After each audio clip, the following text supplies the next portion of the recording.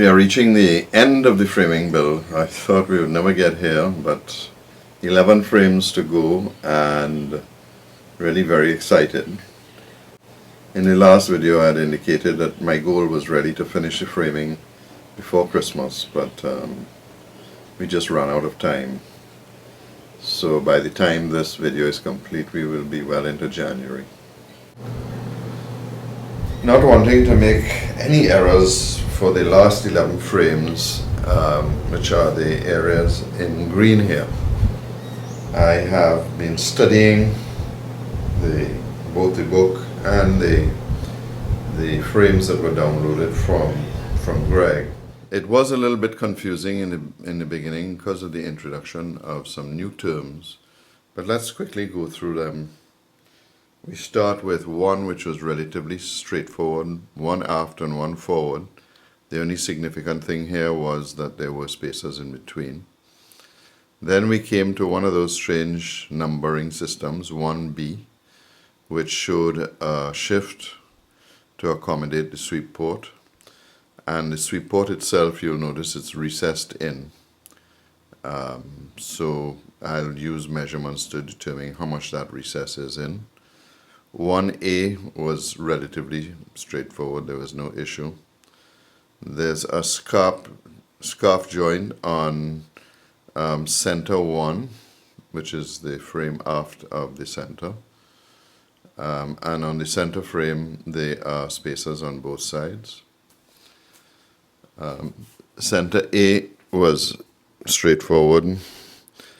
A aft, there are two issues here. One is that there is a slight shift shown at the bottom on my framing plan. The recess is here. In the book, it's showing that it's cast forward. But if you go over to the National Maritime Museum frame, there's no reference to that detail. So we're going to follow the book in this case. Then B was relatively straightforward. Again, there's spaces in between and there's a shift forward shown on the National Maritime Museum plan. And that's really it from our perspective.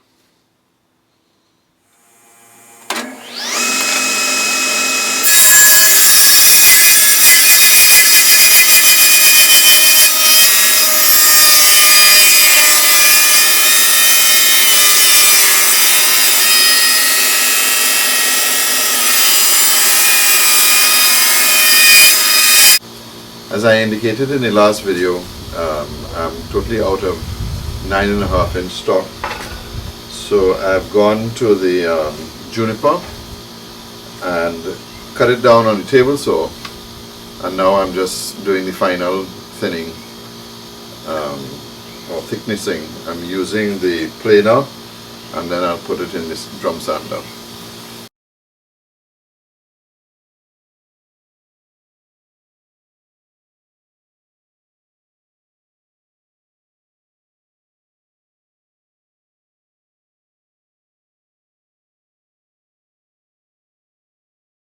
All the stock is complete. This is 10. Nice big piece of 9.5, which is probably going to make up the bulk of the frames.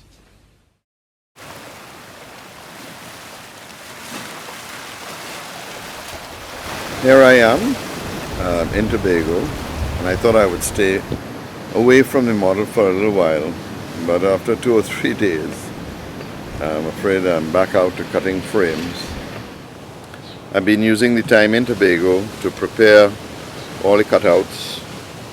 These are the 9.5s, the 9s, the 10s, and some 9.5s. One of my hobbies here in Tobago is the collection of water lilies. So I have quite a beautiful collection. These are night pink, and these are the day, they're sort of a purpley blue. Actually come from Cocoa Beach, Florida. This is a unique lily. It has actually 2 color flowers, a pink and a bluey purple.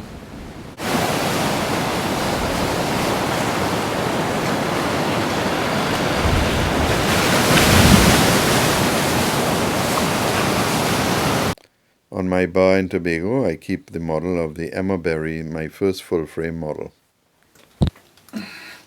It's New Year's Day 2017. I'm back home and suffering from a long night of alcohol poisoning and dancing with my wonderful wife. And the best cure for feeling off the weather is to get back down and start to cut some frames. So back into the outside shop we went to start cutting the last set of frames. We used the bandsaw this time, and within a short period of time the blade broke, so we have to take it off and replace the blade. Normally this would be quite an intimidating job, but it's really very easy to change this blade. I actually have two spare blades. The installation is relatively simple. Simply remove the little plate which keeps the blade from popping off, and once you get the blade running, just do an adjustment and then put the 4 Allen key bolts back on. That's it. What a difference this has made. This is just like a hot knife cutting through butter. Absolutely fantastic. And quite clearly we should have changed this blade a long time ago. Again, fantastic tool. Props on. Really makes some super tools. Back at the spiral sander, we did a major cleanup on all the pieces, and this is becoming so routine now.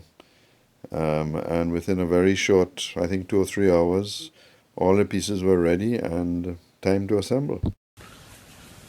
I'm always trying to find a safer way to cut the tree nails, and what I've realized is the wider you can make the blanks, the easier it is to use the saw, because when you get down to the end, you're going to end up with some strange pieces that your fingers get very close to the blade, and none of my push sticks or feather boards will work. So I've made up these green heart blanks from the larger ones. There are 20 of them this time, and it seems to work pretty good. I also found that as I pushed them through the saw, the thickness actually changed. Green heart is very hard, and so I actually went back to the Preac sander and sanded them down to try and get them relatively flat and even throughout the length of the biscuit that we'll be cutting.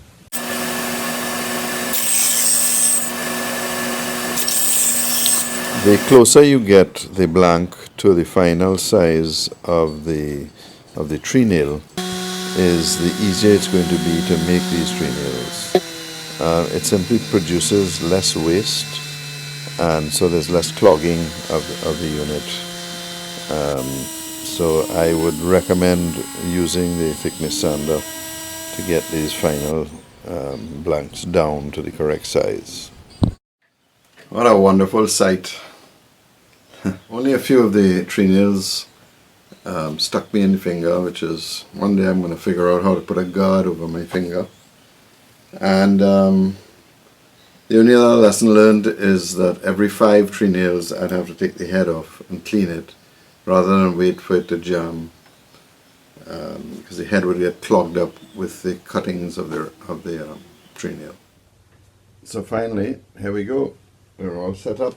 First 4 frames, which are 1A and 1B, all identical frames.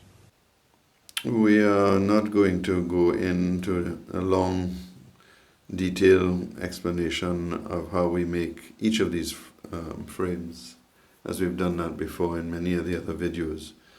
But just for the record, in case someone just looks at this and none of the others, we'll just show the construction of one of the typical frames that we've used, and still using the 5mm epoxy, still using the building board, using less tree nails to hold the frame in place, but it came out pretty good at the end. The only frame we're going to cover the construction on is A aft, which has that strange cast forward. Here we go with the building of A aft, and it's got a little more complicated because I've decided to put the shift that is shown on the National Maritime Museum plan. The real challenge here is that this frame has 3 steps, yet we have to build it absolutely perpendicular to the building board. So you need to work it out in your mind of how you're going to do that. This is the method that I use, but whatever works for you is fine.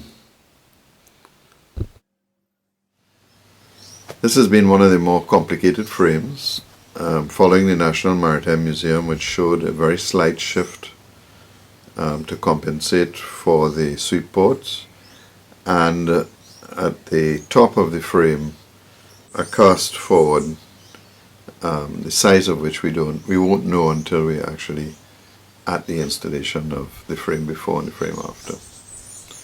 So we leave this here and go on to B fore and aft. We will now go through the frames on the plan, starting with 1 aft, 1 fore,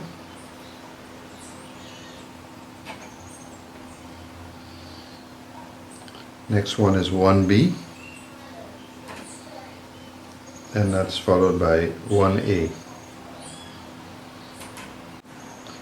Center 1, center,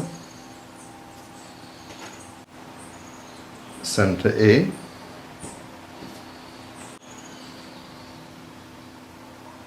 A aft, A fore, B aft, and the last one, B fore. I did spend a lot of extra time on these frames since they're the last frames that I'm going to build for the model. So they really are cleaner, better. I have to tell you, less mistakes. I made at this stage 6 frames a day. Not working 100% of the day, but that was my productivity rate. Which, based on my original build, improved quite a bit from the first frame. So all that's left now is to start, and we'll start installing from the back going forward.